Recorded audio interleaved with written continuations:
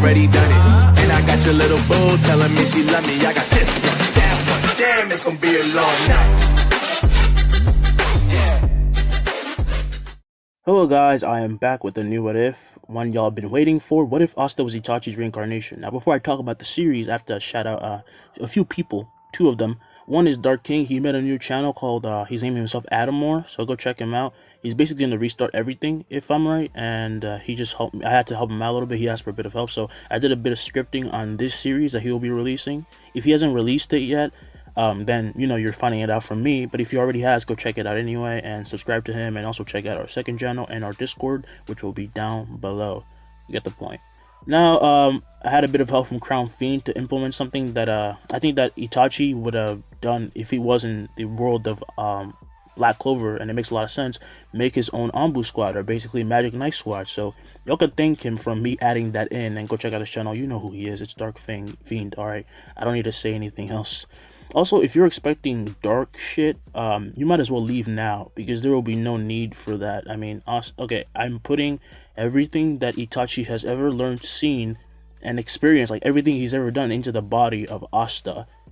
So if I have to force these sappy ass, depressing ass, like hard moments for him, that would not work. So if y'all are expecting that, you can leave if you don't want that, and you're gonna say, oh, you know, that's trash, you're not being like, it's not a good story. Dude, really? In advance, for anyone who says that, really? That's all I'm gonna reply, or just not reply to you. But you know, if you have something to, like, if you think that there's something I can add to make the tension feel a little bit higher, even though it really doesn't matter, because this is an OP series and this is about giving Itachi a second life, the good life that we know he deserved, then just tell me and I will review it and I will add it in. Alright, don't forget to like and subscribe, hit the notification bell, and stay up to date on all my videos, and let's begin. One day, in front of an orphanage, we laid out two boys in a basket. Well, separate baskets. One would be one with silverish hair and one with black hair, and both would be covered by blankets. The dark-haired boy had a pendant on him, and the door of the orphanage would be opened by Orsi as he would walk out, saying, "Huh, seems like we have some newcomers." Picking up the baskets, he takes the boys inside and lays them down on a table, seeing that they both had their names written on their shirts.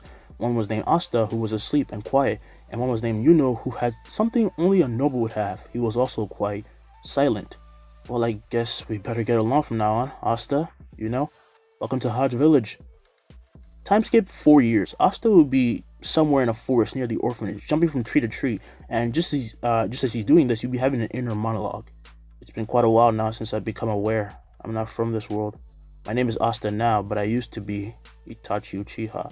He lands down from the trees and focuses his magic into his eyes, activating his Sharingan. Somehow I still have my dojutsu, although it's regressed in power, he would think. He would then make some hand signs and shoot out a firebolt into the air, and this is the first time Asta has actually had a chance to sneak out since his reincarnation. He still had all the experience, but this young body now had to be retrained. It's a good thing. This body seems to have a lot of stamina. I wonder if I should be content with this. I've forced my way into this boy's body, but I don't know how to give it back. Itachi feels weird about executing his techniques in the body of this child, as he feels it is kind of like abusing it. And so he decides to train it instead, and if he ever is allowed to give the body back, it will be strong. He starts doing push-ups, and when he gets tired after doing I'll say 300, because Itachi's pretty strong. Combine that with Asta, that's pretty easy. He would breathe in and gather magic to blow away his exhaustion away, and he just keeps doing that over and over. Soon when Asta gets home, he sees Sister Lily and Yuno is looking for him. Both of them are looking for him, and they run to him with Yuno asking where he was. Oh, sorry, I had to take care of some things. Don't be scared, Yuno. He would then pat him on the head, and this reminds Asta of Sasuke, someone he knew he could never meet again. And as such, he got sad with Sister Lily and Yuno noticing this. So, should we go home? Asta would say, as he would then walk past the three, entering the orphanage, and Lily and Yuno follow. And now, 3 years would pass. Asta is in front of the house, opening his eyes to reveal his two Tomoe, and he then makes hand signs, shooting the Phoenix Flower Jutsu, and he hits 4 targets of wood he had laid out in front of him. As he does this, a young Nash walks out in amazement. "Wow, can you teach me how to do that, Asta?" he would ask, and Asta then walks to him and kneels down, tapping him on the forehead. "Maybe next time." Smiling, he then makes Nash pout, as Asta always doesn't basically have time for anything, and Asta then stands straight, and he thinks that he has to live differently and get stronger and protect these kids, because, well, they're orphans. They basically have nothing. Sister Lily then walks out carrying a laundry basket, which would then slip, but as it hits the ground, Asta would then be below catching it. "You help, sister?" Asta would say, as Lily would then thank Asta and says she does need help. So Asta goes and helps her with laundry really quickly, but when he returns with her, they both see Yuno practicing his wind blast. He's clearly training, and as such, Asta wants to leave him alone, but Yuno then notices him and runs up asking for a spar. Asta accepts after some convincing, as Nash, Orsi, and Lily would watch. "Go easy, you two," Orsi would say, as the two then stand in front of each other, and Asta tells Yuno to go, and he gathers wind and throws it at Asta, but he puts his arm out, dissipating the wind, shocking Yuno and everyone. He then dashes at Yuno, appearing almost instantly in front of him and punching him in the face, only for him to stop, with Yuno already closing his eyes in fear, and when he opens them, he sees he clearly almost got hit, as Asta's arm is like, his fist is right in his face, and he jumps back, telling Asta to get serious. Maybe we should stop for today," Lily would say, but Yuno gathers a huge amount of wind to attack and loses control as he then blasts it towards Asta. Lily then goes to step in, but Asta puts his hand up, making her stop, as he then started gathering magic and copied Yuno's wind magic, cancelling out Yuno's attack, as he would then blow out a blast of wind out of his mouth. This slightly pushed back Yuno, who Asta would then run up to, asking if he was okay, but Yuno tells him to leave him alone, and he runs back inside the house. "What's wrong?" Asta would say, and as Yuno slammed the door behind him, Nash then ran inside to check on him, while Lily and Orsi then came to Asta. He asks why Yuno was so mad, but they're more focused on the fact that Asta just showed the ability to use 2 elements. "Is that such a bad thing?" Asta would ask, and Orsi says no, but if you reveal that to people, they might not like it because they're envious, we're commoners. Asta then cuts him out, understanding, as he says, "Don't worry, I don't plan on becoming a magic knight or anything. I'm staying here." He then runs past them, going inside to talk to Yuno and just talk about this little moment they just had, and the adults are amazed at Asta, as they thought that he would have wanted to leave the village sooner, but this makes them think that Asta wants to stay at the farm and help, and he does, and honestly they feel a bit bad about it. "He's so talented," Orsi would say. "He understands everything at first sight and talks like an adult, and his magic abilities are just phenomenal. It feels wrong to cage him in this little village." Lily would then say, "Maybe he just wants to live in peace. That's not wrong. Maybe we should listen to his wishes, but I mean, honestly, I feel wrong about making him leave if he doesn't want to, The two are kind of perplexed by this, and soon night falls. When Asta are told to go and deliver a basket to someone in the city, well, not the city, but in their town, and it was actually starting to snow, and Asta would try to use their little moment together, him and to try to start a conversation. It's really cool, isn't it? "I'm not talking to you," would say, as would then be holding the basket, and he seemed mad at Asta, who simply did not understand why. However, as he was looking away, bumps into a man, and as he falls, Asta and him look up to see 2 men. One was clearly very drunk, and one was sober, but he looked just as sinister as the other man. Asta then helps up and says, "Sorry about that, sir." They then try to walk around, when the man then puts his leg in front of them. "Where do you think you're going?" "Can you move your leg, please?" Asta would ask, and this man only smiles and goes to kick at Asta, but as he does, he loses his footing, and Asta appears behind him, sweep kicking him, as he then falls, and he winces in pain. "You little..." However, as he looks up, he sees Asta's eyes, which were blood red with dark markings, and it was sinister. He couldn't even move. In this instant, the other guy grabs Asta by the collar and brings him up to his face. "You're gonna pay for that, you little rat." Yuno then yells for the man to let go of Asta, but he doesn't listen, as Asta doesn't really care anymore, and he puts him in a genjutsu. This makes the man drop him, as he then falls to the ground, screaming in pain and agony. "Tsukuyomi," Asta would think. His eyes then go back to normal as he extends his hand to Yuno, who will be crying, and he takes Asta's hand, hugging him, and apologizes for being so mean, as he only wanted Asta to play with him more. By this point, the man stops screaming in pain, and Asta, hearing these words from Yuno, is hit to the core, as he did the same thing to Sasuke. He never made time for him, but this time he had no excuse. It's not like they were in any impending danger. He could have just hung out with Yuno. "It's fine, I understand," Asta would say. "I'm sorry, okay, stop crying." Yuno then nods and wipes his tears, as he and Asta then walk hand in hand to deliver the basket. Time skip 9 years.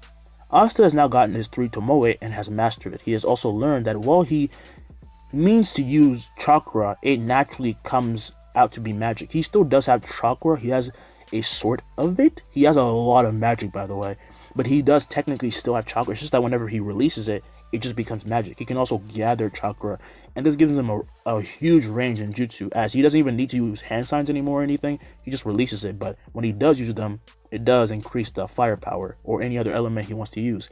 And his main attribute has become fire, but by copying people like Sister Lily and he can use those attributes as well. He copies Shisui's fire sword attack. I don't know what to call it. It's like a fire slice. You know the one you see in Ninja Storm? That things like that. And he uses it at a way higher level. He can also use a cloak of fire and can just envelop himself in fire, and has gotten used to using his genjutsus again, and he's already a pro at it, and he can trap you in it like before, and you can't even realize when he does it, and he can actually do it much better than before because the magic is like so dense and it has so many possibilities, you know. Also, he's quite physically strong, can do like one finger push-ups easy, you know, stuff like that. He can also use wind, water, and he still has yin and yang release, which is how he's able to do like genjutsu. He's very proficient in all of these, and he has an abundance of magic, as I've said, and his life energy is great. He can absorb magic like it's natural or something, and he barely uses any energy.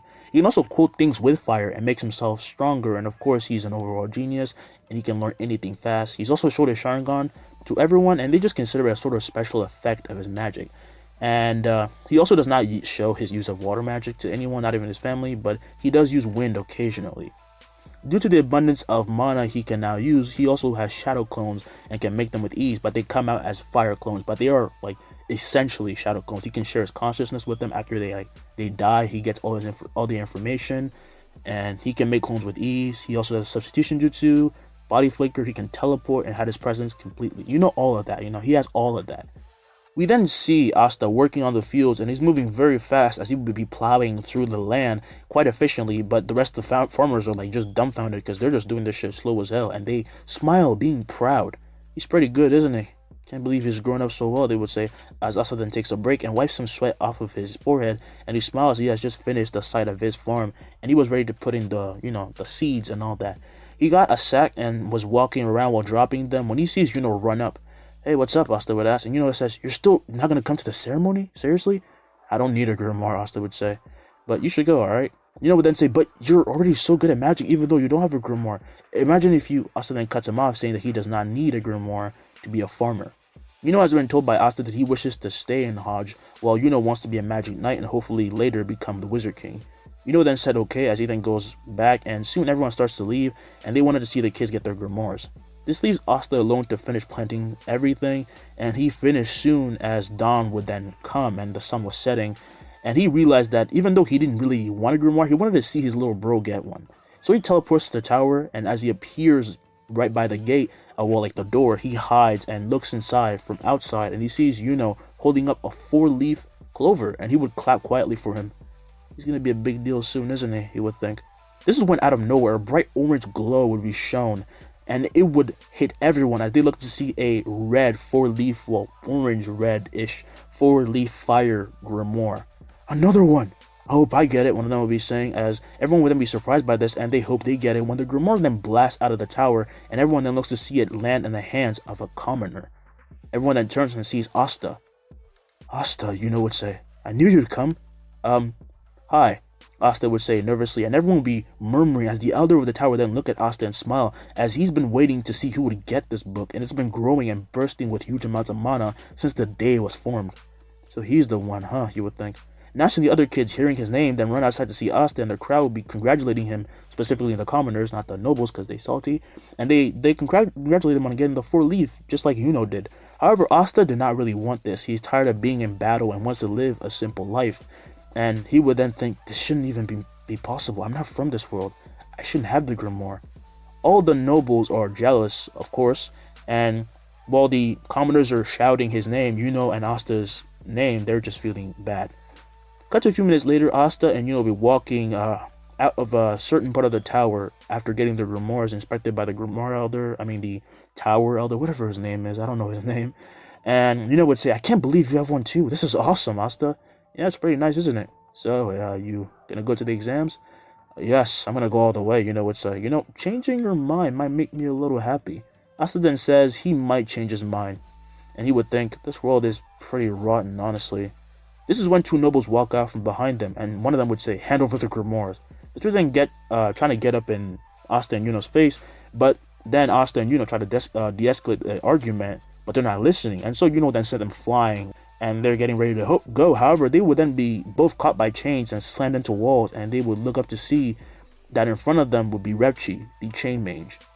You two are quite the specimen. Why don't you give me those? I'll take good care of them, trust me. However, as he says this, is when Revchi is drawn to Asta's eyes and he would peer into the Sharingan.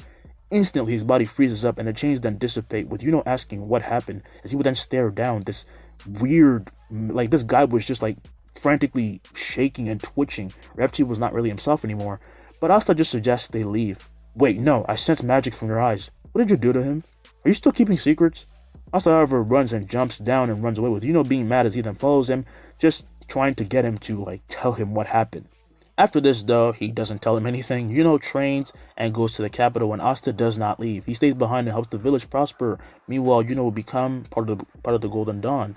It has been about 6 months. One day, as Asta would be in the woods, he comes across a red crystal, and he picks it up, feeling a lot of mana coming from it.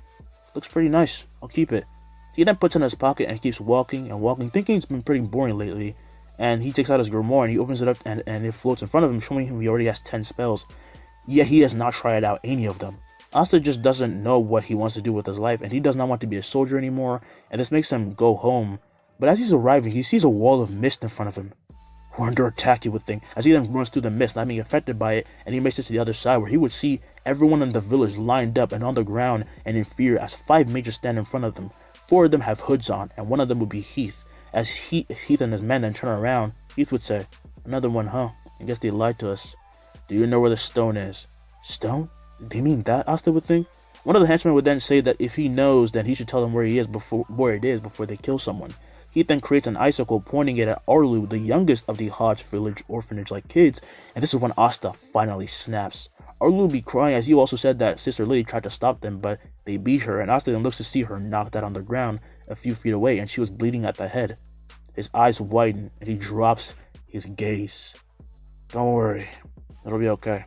Heath is hating this charade and goes to ask him one more time if he knows where the stone is, when in an instant he is kicked in the side, with Asta appearing in front of him, and he gets sent flying and cratering into the ground, shocking everyone, as he then turns on his 3 Tomoe, and he dodges a strike from behind and points to one of the mages, shooting a high-speed fire spear at him, piercing his stomach.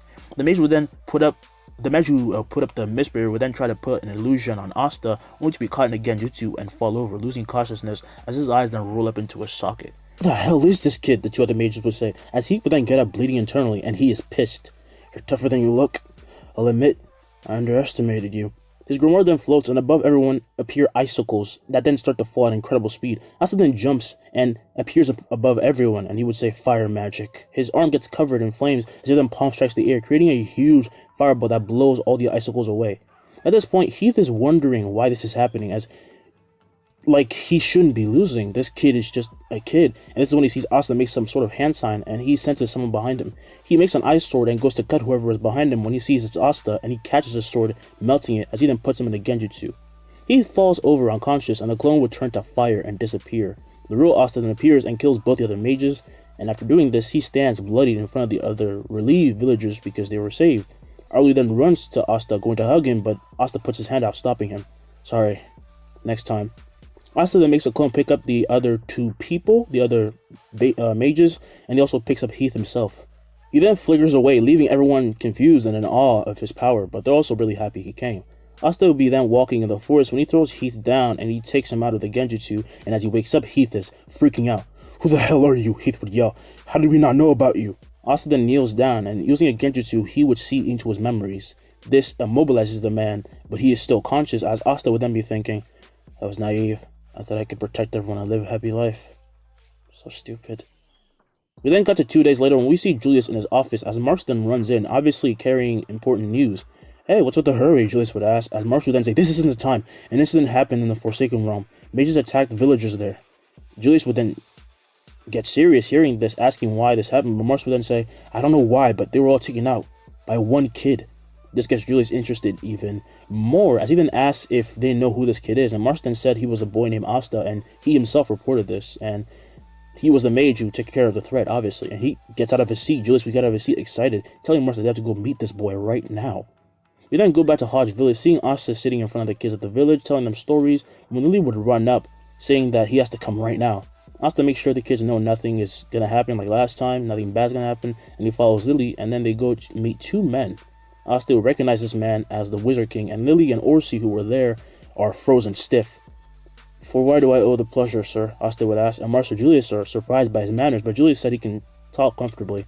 I simply came here to figure out something. The mage you handed over is revered where he lives, so how did you beat him and his men single-handedly? Asta doesn't know what kind of person this guy is, but he knows he can be trusted, so he activates his Sharingan, and this takes Marx and Julius by surprise. With these eyes, I can cast illusions on my enemies and find out information about them. It's kind of like my magic, Marx would say. Can I see your grimoire? Asta says sure and hands him his grimoire, shocking him when he sees it as a four-leaf, and Julius, after seeing this, could not be more happy. This may be rude, but I want to see your power in action, Julius would say. Will you spar me?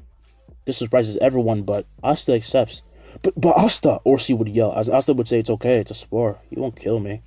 Orsi then begrudgingly agrees, and so the two stand in front of each other as Marx makes sure everyone is out of the way, and he starts to fight himself, begrudgingly, with Orsi and Lily then practically peeing themselves as they don't know what's going to happen. Don't go easy on me, okay? Julius would say. Asta then nods and runs at him very fast, but Julius can still keep up, as spears of fire appear behind him, and he throws them at Julius, who simply dodges them. Not bad, but you gotta be better than that. Asta then stops running, however, as Julius's vision would start to warp, and he's released of Asta's genjutsu that he was already in before he even realized, and he notices that he's in a headlock. Everyone is shocked to see this, and Julius is so confused. But I didn't look into your eyes. Asta would then say, I never said that was the only way I could capture you. He then lets go of him, and Julius feels quite a bit of pain, and when he looks at his body and his neck, he notices that Asta could have actually killed him. He could have died if he went all the way. And Marx and the others run over asking if everything was okay, and Julius says it's fine. Because to them, Julius just stopped moving. Asta just walked up to him and grabbed him by the neck. That's how it all looked to them. He was in the genjutsu the entire time.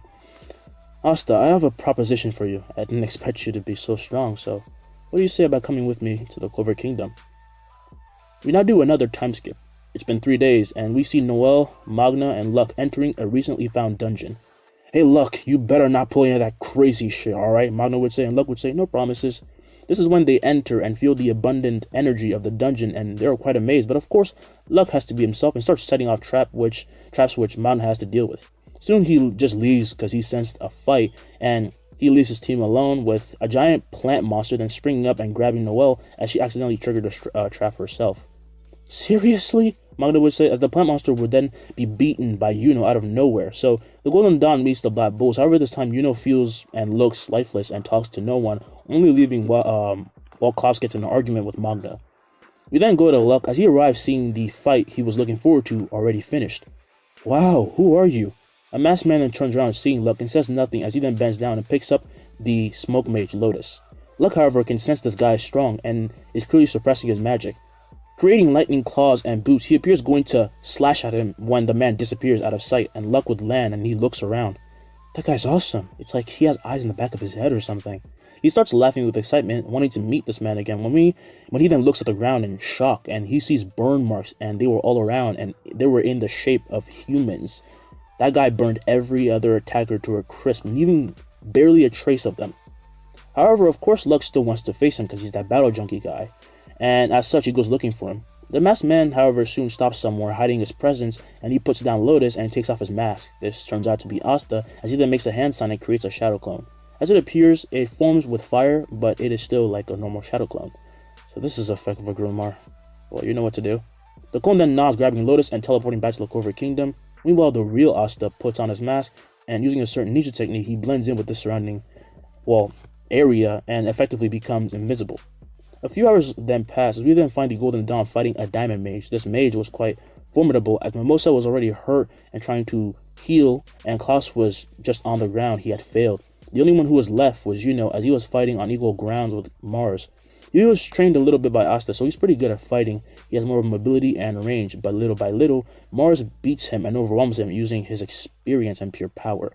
As Yuno was about to be cleaved by a giant mineral sword, however, in an instant, the sword would break and it is cut to multiple parts as Mars, Yuno, and Klaus would be shocked, and fire would then erupt, burning the minerals to nothing.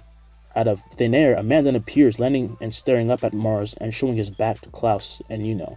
He then turns around but says nothing as he then starts moving forward towards Mars. Who might you be? Mars would ask, but the man says nothing as Mars realizes this guy only wants to fight, and he creates mineral clones that attack him. These clones then claw up from the ground and they start rushing when Asta then takes out a sword and lights it on fire, and he swings it once. As they take another step, all the clones are cleaved in half, shocking Mars, as Asta then disappears and appears right in front of him. In this moment, the clones then burst to flames, but Asta already has a mineral sword coming at him from behind.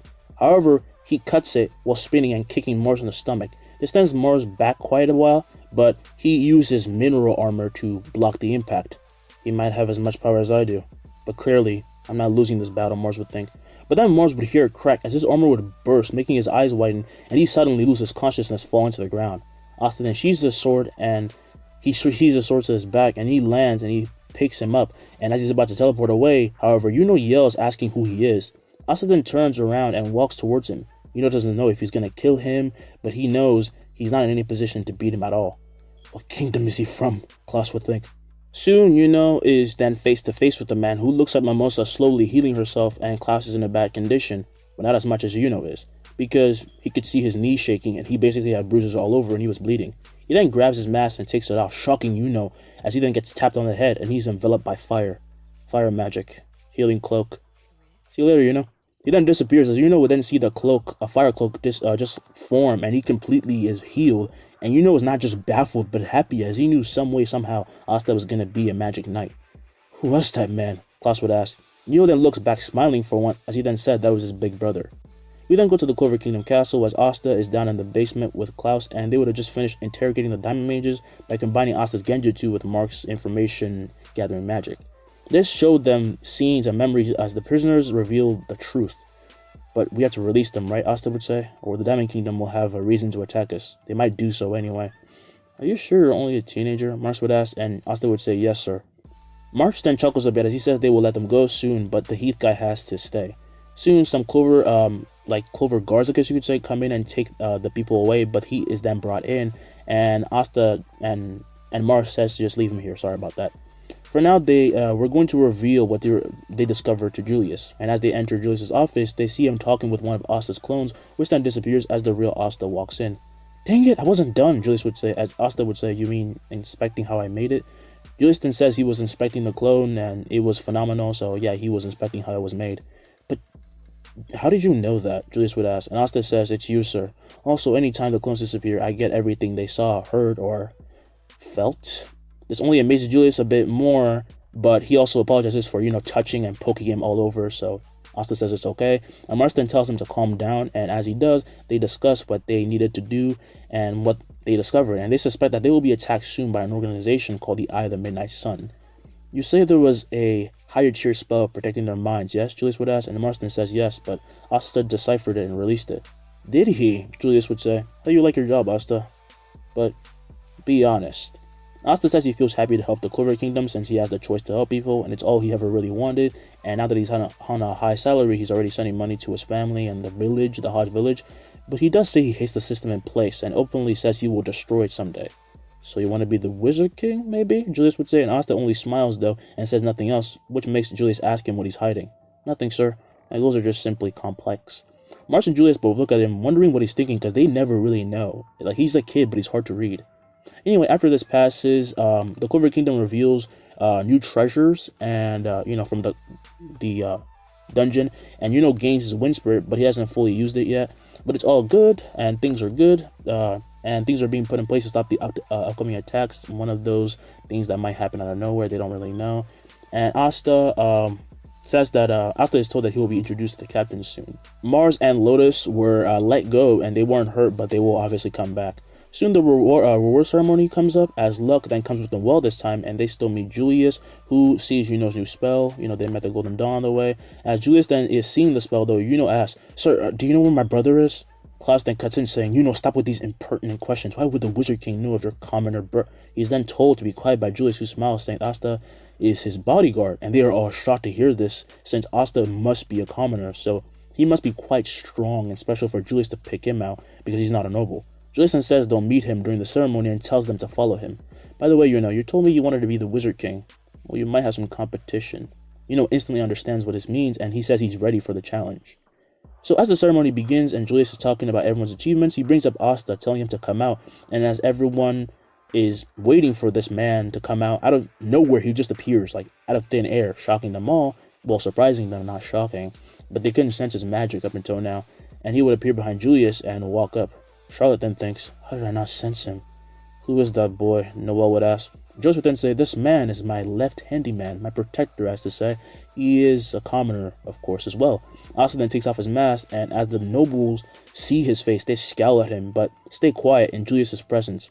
He then says Asta has discovered a plot against the Clover Kingdom, and is the reason why the Clover Kingdom got those treasures from the dungeon anyway. Of course, he has shown his skill, so do not underestimate him. After all, he has a 4-leaf clover, just like the new commoner in the Golden Dawn. I suggest you be careful. He then tells everyone to enjoy the feast, and he leaves with Asta going to follow him, but he says he can just stay here for a while. Asta then nods and stares into the room, and he can already sense the hate coming from the nobles at him, but he ignores this and walks forward, straight-faced, to say hi to Yuno. As he does, Yuno then runs and hugs him, being happy that he's there, and he introduces Klaus to him and Mimosa.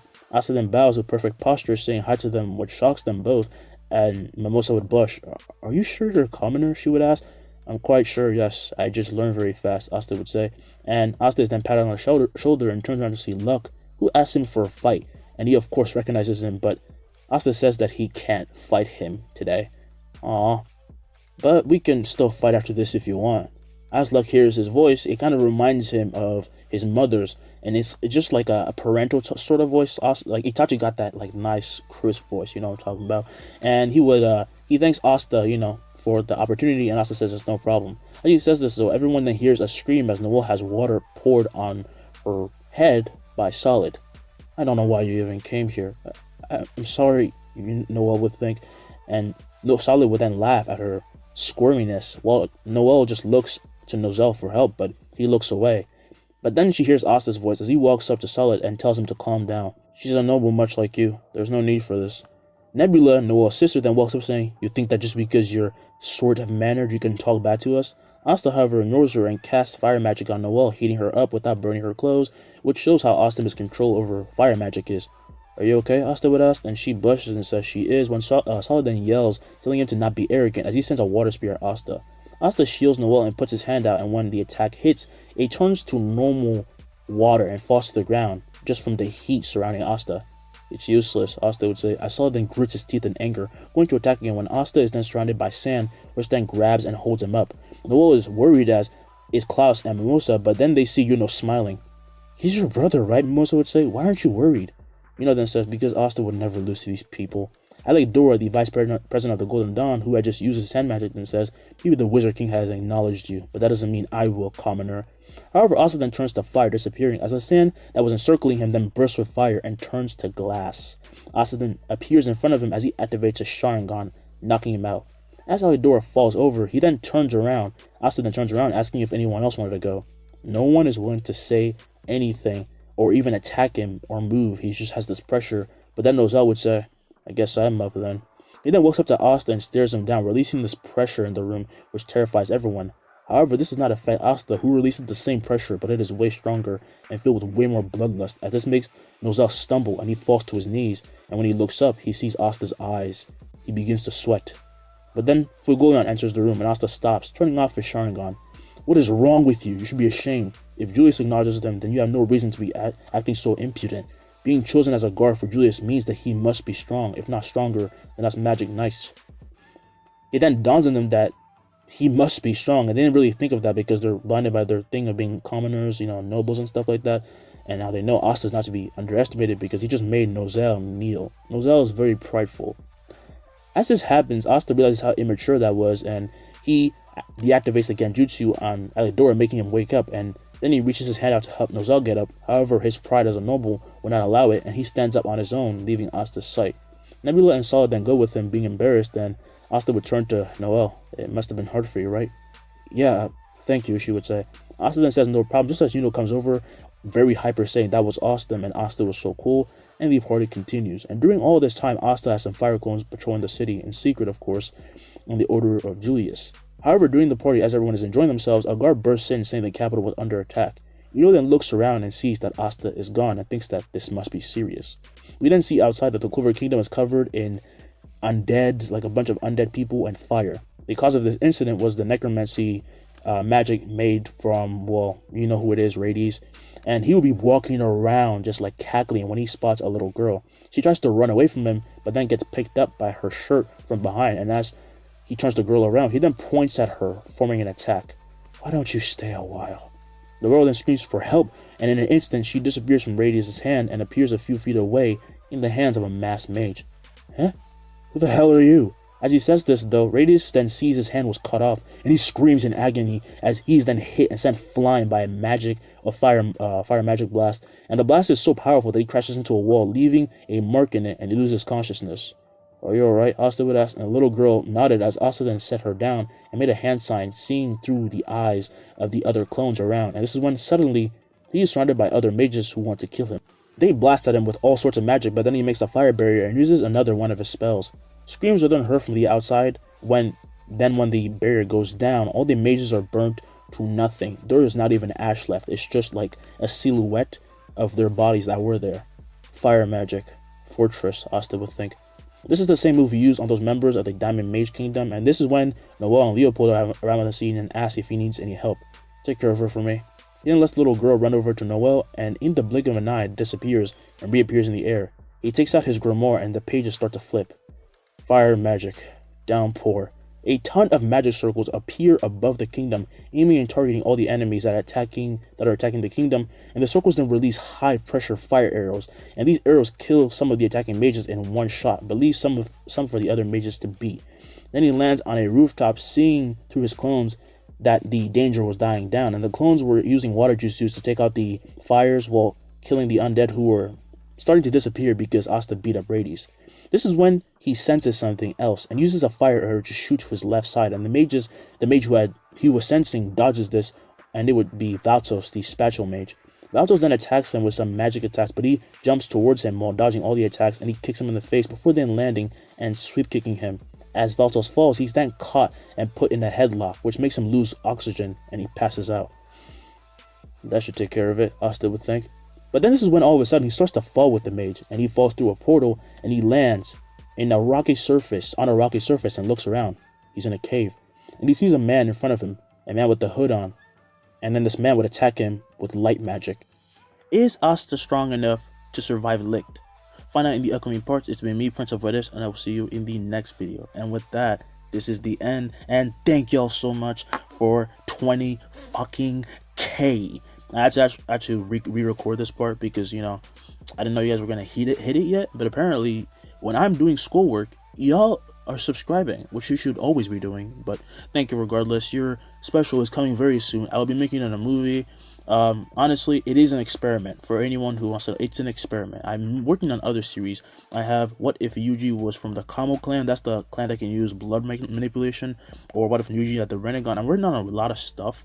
The Uchiha one is just an experiment. Not that I'm not going to be trying, of course. I'm going to be like there's actually going to be a lot of like kind of sappy shit, like realistic but like sappy shit in this, like in the special. So I'm going to be putting my best foot forward and doing a lot of writing, like good writing, but it is overall an experiment. But I'm not going to just get lax on this shit because it's an experiment. I mean, come on. It's What If Yuji was in Uchiha, or it's like, you know, I'm not going to mess around with that stuff. That's some serious shit.